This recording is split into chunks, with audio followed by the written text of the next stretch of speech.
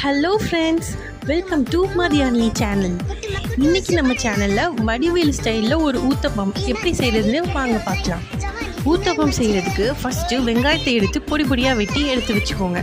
அப்புறம் ஒரு நீளமான கேரட்டை எடுத்து அதையும் பொடி பொடியாக வெட்டி நல்லா துருவி எடுத்து வச்சுக்கோங்க. இதில் அடிஷ்னலாக பச்சை மிளகா கொத்தமல்லி போடுறதுனாலும் போட்டுக்கலாம்.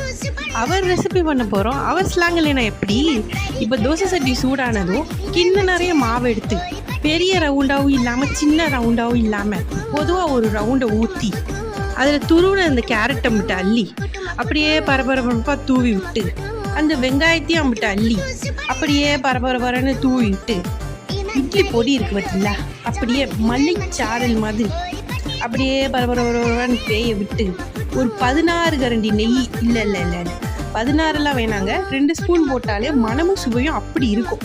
நல்லா உள் சைடு ஒரு கரண்டியும் வெளி சைடு ஒரு கரண்டியும் போட்டு நல்லா வேக விட்டு ஒத்துனாப்பில் இப்படி ஒரு திருப்பு அப்படி ஒரு திருப்பி ரெட்டு கலரில் முருகு விட்டு கமன்னு ஊத்தாப்பம் ரெடி ஆயிடுச்சுங்க.